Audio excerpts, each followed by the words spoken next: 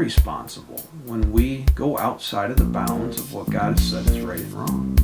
Do you think people do evil things? Yes. Depends what you define as evil. Yeah, I think people do evil things. I wish people wouldn't do evil things. Do you believe that evil things only happen to good people?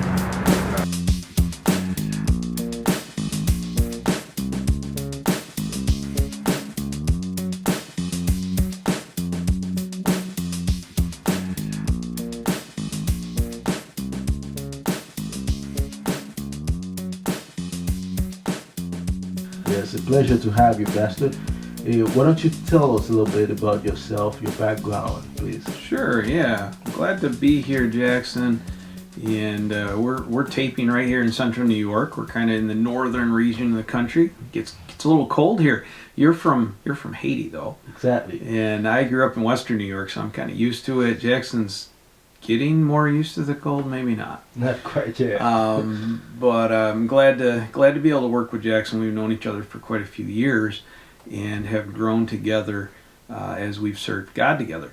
I also have a family. I've got 4 children, 3 boys and a girl, and as well as my wonderful wife. And we've worked together in ministry. One of the things I've enjoyed is seeing my kids get right involved in ministry and really serve God. But we're here in the beautiful Finger Lakes area. I've been serving here for over 12 years as lead pastor. Before that, as an associate pastor. I love woodworking. I've been involved in construction for many years as well. Just like to work with my hands. I like to construct. One of the things we did at our past church was build a pretty good sized addition to the building, and that's just a tool. I mean, our purpose is to reach people. Our purpose in this is to touch people we've never had a chance to touch and to share with them the truth of God. And this is right from your passion, Jackson. And as we reach out online to be able to share God's sovereignty. I mean, think about His sovereignty, bringing someone from Haiti, someone from western New York, complete opposites as far as culture and as far as makeup and land and temperature, and yet bring us together to be able to serve God together. It's awesome. That is amazing. That is amazing. It is. Now, Pastor, we're talking about the sovereignty of God. How would you define that for our audience? Sure. The word sovereignty, what does that mean? Yeah, sovereignty. Just in its general sense, before we even talk about God's sovereignty is talking about control. To be in complete control. Think of a king who is called a sovereign.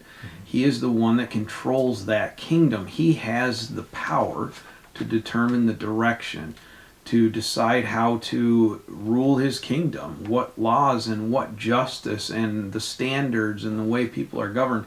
And he determines all that. He's the sovereign. Sometimes people think of themselves as the king of their own castle. We're sovereign of our home in a way. And we think of that in the sense of, I have control at home. I can do what I want. I can go sit down and watch TV, or I can go to the fridge and take what I want, or I can eat whatever meals I want. I can tell my family what to do. I'm in control. Sovereignty is about control. It's about authority. It's about total authority in whatever realm you're talking about, whether it's the business world, whether it's at home, whether it's a national world. The sovereign is the one that has control over that area, that realm. So what about sovereignty when we're talking about God? I mean, that's the question, I guess. The trouble is, humanly, as humans, we want control, don't we? And that's where conflict, I think, happens. And that's the struggle. The Bible presents God as sovereign, and yet humanly, we want sovereignty. We want control. And so I think in every area of life, our desire for control as humans brings conflict. Say you have two adults in a relationship, say a marriage, and both of them want control in that situation. We kind of vie for control, and I want to do this, and she wants to do that, and then we butt heads, don't we? And if we're both trying to get control, conflict comes out. have two coworkers and they want to order the business in this way and the other one wants to order it in this way, and you have conflict. Both want control. It happens in churches. People that want control, it causes conflict. Now the Bible presents God as sovereign, so there presents the issue, right? If we as humans want control, but yet God is actually the one that's in control. He's actually the one with the authority. Now, what will be the difference, though? Well, if God's the one that has the authority and yet we want it, we're creating a place where we're trying to take the place of God. At the same time, we end up having fear, because a lack of control, right, makes us fearful, makes us wish we had the control. It gives us anxiety, gives us a lack of satisfaction. And all of this comes from us thinking we should have control. The Bible presents a contrast. The Bible says God is in control. So when we're seeking that control, we're going contrary to the way God set it all up, the way He created us. And therefore we end up in fear, we end up in anxiety, we end up in dissatisfaction. And God didn't create us for that. He created us to trust Him. But see, the Bible presents God as the creator, the one that set this all up, the one that has authority over everything that He created. And if He has the authority over it, what does that make Him? The sovereign. It makes Him the one in control. And so faith accepts God's greatness. Faith accepts who God is. Faith accepts His control and says, I need to be humble. I need to put myself under God. And when we do that, in every area of our life, when we put ourselves under God's control, well, then our relationships work out. Because we're not trying to take the control and butting heads with the other person. And then our relationships at work, our relationships at church, when we put God and His principles at the center, we no longer are trying to take the control ourselves. We no longer need to fear. We no longer need to be anxious. We no longer need to be dissatisfied, because we can trust in who God is. And so we try to take control, and God didn't create us for that. He has control, and He perfectly can do that because of who He is. We need to trust Him. Definitely. Now, the word sovereignty is not too many times verbatim in the Bible, but we can see in the history of God with His people, God is in control. Now, can you give us some of examples from the Bible that refer to God as sovereign? Yeah. The word itself, sovereign, is maybe an English creation, but it speaks of the truth the Bible presents all the way through. And God, from day one in Genesis and all the way through creation, all the way through the Old Testament, all the way through the New Testament, is presented as the one who is in control, the one who has authority, the one who is ordering everything toward His ends. A couple examples of how the Bible refers to it. Solomon's dedicating the temple, and he's praying, and he refers to God. And he says in 2 Samuel 7, verse 22 to 28, he says, "You are great, sovereign Lord." I mean, in our translation, he uses the word sovereignty, but the meaning is one who is in control, one who is over all, one who has that authority. Solomon goes on and says, "There is no one like you. There is no God but you." I mean, He's the top, the pinnacle, the one in control of it all, the one in authority, and He sets it up. Another example, King Nebuchadnezzar. So Nebuchadnezzar is an awesome, beautiful example of God's sovereignty, because Nebuchadnezzar is the one, the king of Babylon, the sovereign over a country. Solomon was too, and Solomon was praising God because he trusts in God. Nebuchadnezzar, the king of a secular government who rejected God, and he had his power and he had his pride and he was puffed up and he's got the biggest army on earth and he's conquering all these nations, and he asserts himself above God so many times, and eventually God says, "Enough. I'm going to bring you low. I'm going to humble you. And he walks around for years, basically out of his mind, pulling up grass, eating things like an ox. Because God said, I'm going to humble you. And when you finally acknowledge who I am, I'll bring your mind back. And so at the end of that period, Nebuchadnezzar makes these statements. And it's recorded in Daniel chapter 4, verse 34 and on. And Nebuchadnezzar says, I praised the Most High. Think of that, Most High, right? The top, the person who is over all. He says, I honored and glorified him who lives forever. His dominion, so kingship, right? Authority, his dominion, his reign is an eternal dominion. So above any king on earth, God is, has the authority. God has the reign. He goes on and he says, his kingdom endures from generation to generation. All the peoples of the earth are regarded as nothing. So Nebuchadnezzar is saying, me included in all the peoples of the earth, I've got the wealth, I've got the army, I've got the nation, but I'm nothing. Nothing compared to God and his dominion. He goes on, he says, he does as he pleases. So he's the one with the power. With the powers of heaven and the peoples of the earth, no one can hold back his hand or stay him. No one can say to God, what have you done? In other words, no one can look at God and say, I disagree with what you did here, and I can call you on the carpet, and you've got to answer to me. Now, we can question God, and sometimes, I have, probably you have, in prayer, why did you do this?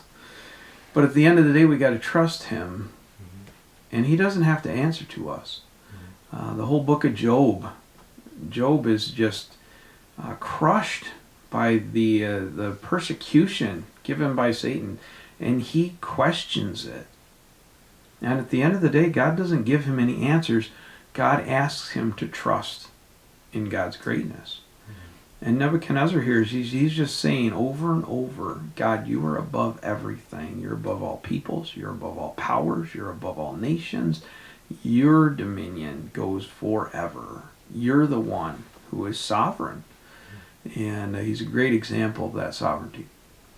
Wow, very good. Well, Pastor, what I'm hearing you saying is that only God can make that type of statement, because none of us can claim that hierarchy, that to be sovereign, having control over everything.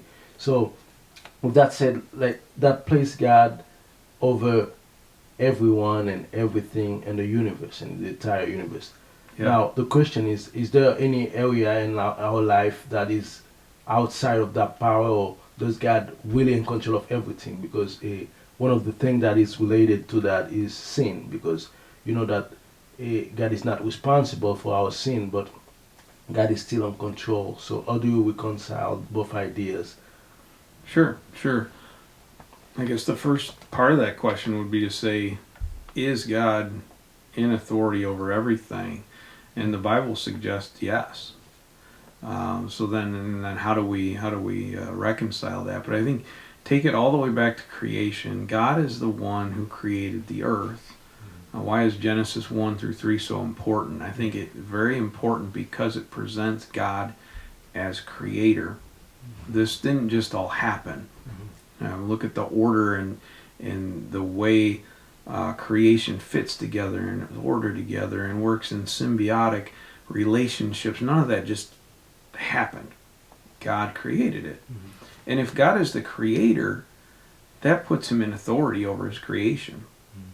Anything that I have built with my hands, I'm greater than what I built. And it's the same with God. I've built houses, I've built buildings, I've done furniture, I've repaired furniture, I've done a lot of woodworking. Anything that I build, I have the authority to create it, to destroy it, to use it for whatever purpose I choose. I have the authority over that. God's the same. Right? Much greater than me. I'm certainly much greater than woodworking. But if God created everything in the universe, and he has authority over everything in the universe, that gives him, since he created it, since he set it up, he's the one that sets up the standards. He's the one that determines what is right and wrong. It again didn't just happen. If this all just kind of fell into place, then I guess there might not be right and wrong. Who's to say? Since God created it, he's the one to say, and he has the authority over that. And then again, look back at creation. We have, so how does right and wrong fit in there? How does sin fit in there? Are we responsible for sin? Adam and Eve had the choice to obey God's direction or to disobey it. And God didn't create a drone. He didn't create a robot. He created people that he wanted to have a relationship with. He wanted to know, and he wanted them to worship him and to love him, not because he created some program that they had no choice other than to acknowledge him. He wanted them to choose to acknowledge him. And what did Adam and Eve choose? They chose to take control. God has sovereignty, and Adam and Eve said, no, I'm not sure that I like the way you set it up. I want to take control. And God gave them the freedom to choose so that they would be able to choose to worship him. And unfortunately, they chose to take the control themselves. They chose sin. I mean, at the basic sense, what is sin?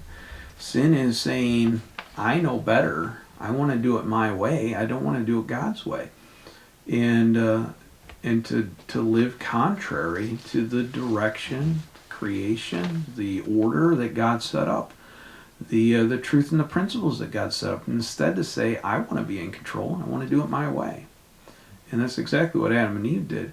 And they were responsible for that. We're responsible when we go outside of the bounds of what God has said is right and wrong.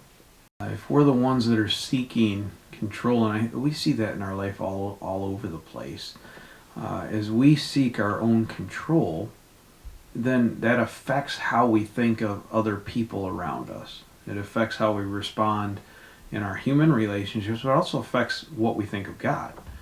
And if I want control, then I'd rather think about a God that doesn't have control. We live in a very relativistic culture that struggles to say there is truth, that there is right and wrong, because and it comes back to control again. If every person can determine what truth is for themselves, this is true for me, this is right for me, but you do what's right for you, and that's the culture we live in right now. We're saying that each person can determine truth. Each person can determine their own destiny in a way, their own control in a way. In that sense, culturally, we're saying there is no sovereignty. There's no truth. There's no one person that can determine what is right and wrong.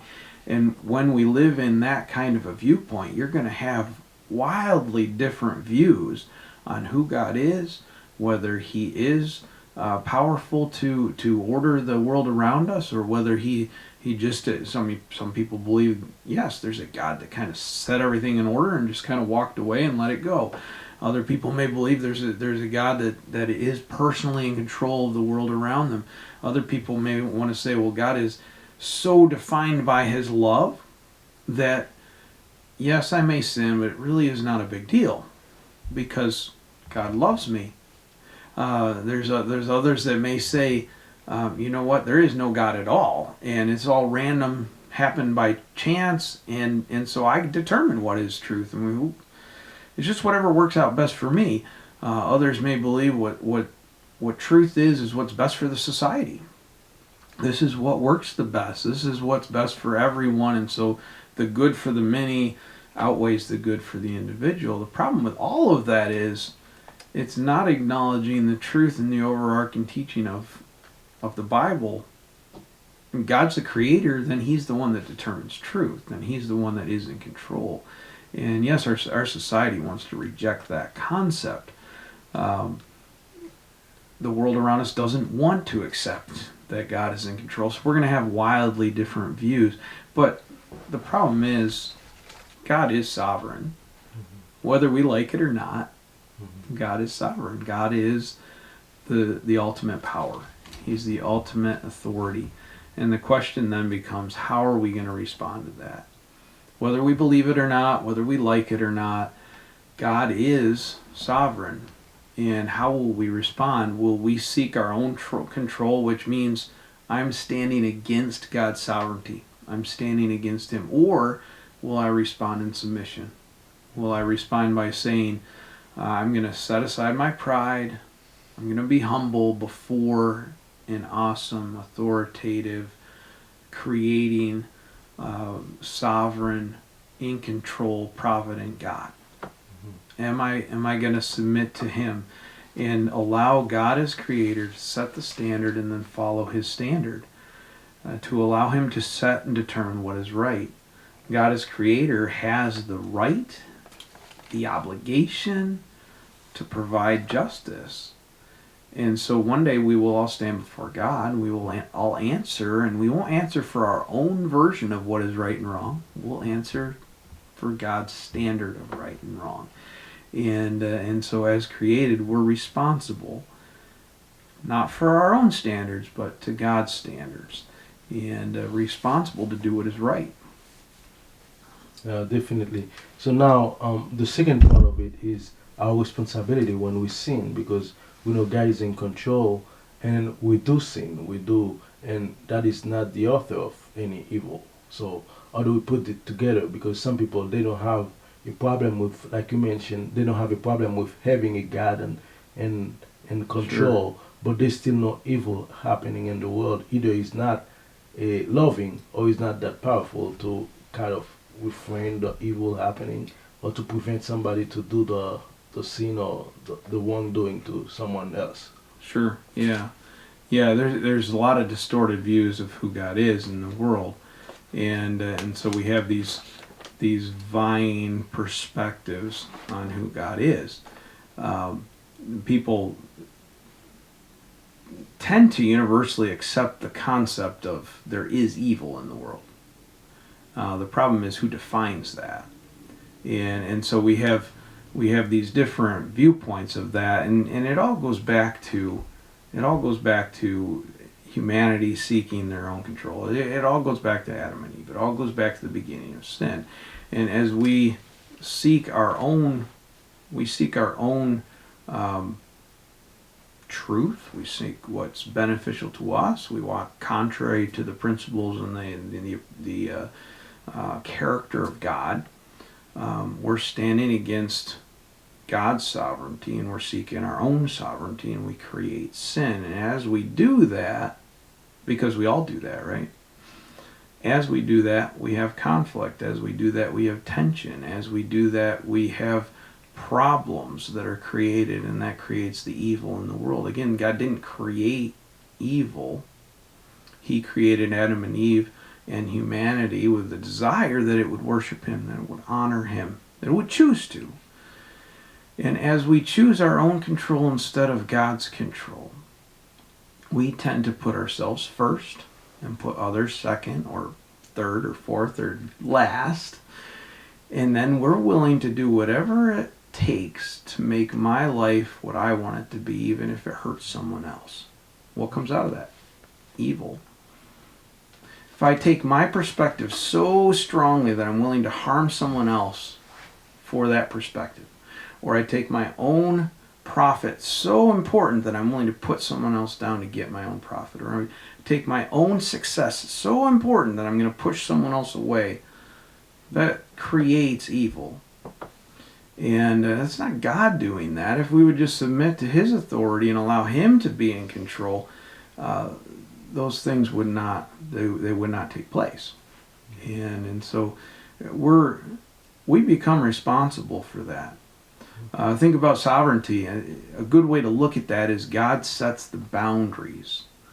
Everything is working toward His ultimate end. Everything's working toward the plan that He's already put in place. And it's going to happen. And it's going to go His direction. Our choice then is, how do we respond to that? He has a plan for this world. He's got an ordered purpose. He is working and involved in his creation. And one of the greatest ways we see it is just the redeeming nature of God in creation. We have evil, we have destruction, we have sin, we have disappointments, we have wild weather, we've got things that happen all around us that look horrible. And yet out of those things, how many times do you see beautiful stories happen? Someone that in the middle of a hurricane is willing to say, yes, my house got destroyed, but I'm going to spend time helping the guy down the street rebuild his house. And then other people will help me. And beautiful pictures of God's redemption come out of it. Not because of our own human selfishness, but because God got inside the situation and he redeemed some aspect of it. And so in the middle of evil, God works and God brings out good things. And he works it all toward his end. And so we're responsible, but we fit inside the boundaries of God. We can't get outside of it. His end's going to happen. He's ordered it. But what we choose is whether I'm going to live with it in harmony, I'm going to honor him, I'm going to live according to his principles, I'm going to do what God has asked me to do, or I'm going to buck against him the whole way and create tension and create problems and end up fearful, end up anxious, end up dissatisfied, end up disappointed, have difficult relationships, or am I willing to put God first and allow him to have control over all those different areas of my life and say, God, you are on top, you are in charge, and put him first. Now, if someone is interested in knowing more about what are some of the resources that you would recommend someone to dig deeper into the topic. Sure. Yeah, I have this brand new book by John Piper, and he just put this one out. And so we'll probably refer to it in coming days with the providence of God, and just the title's Providence. But in this book, John Piper's talking about sovereignty. He's talking about sovereignty, and he unpacks it and talks about the greatness of God, sovereign over every area of the world, and the amazing nature of of who God is. But talking specifically about the type of thing we're talking about, sovereignty. So if you want to learn more about sovereignty, this is a great place to start. The beginning part of the book kind of talks about what does that mean? So what does the word providence mean? A huge part of that is God's sovereignty, and he unpacks that definition throughout the first part of the book. Then he goes in and he talks about biblical examples of that through the Bible, how providence, but sovereignty is expressed in examples all the way through the Word of God, and does that through the majority, the bulk of this book. And then Piper's also going to work in application and how does that live out in our life. But if you want to learn more about the concept of sovereignty, the book Providence is an excellent place to start and a good reference tool. I would suggest read it. I'm reading through it right now. But then use it as a refer back to, you want to learn, you want to talk about different areas of this and get a deeper perspective of it. It's a great place to look. Great. Well, Pastor, it's always a pleasure to have a conversation with you, and I appreciate your time and your spiritual insight. So I'm looking forward to meeting again with you for the next episode, which is going to be Sovereignty of God in Software. Thank you very much. Good to be here, Jackson.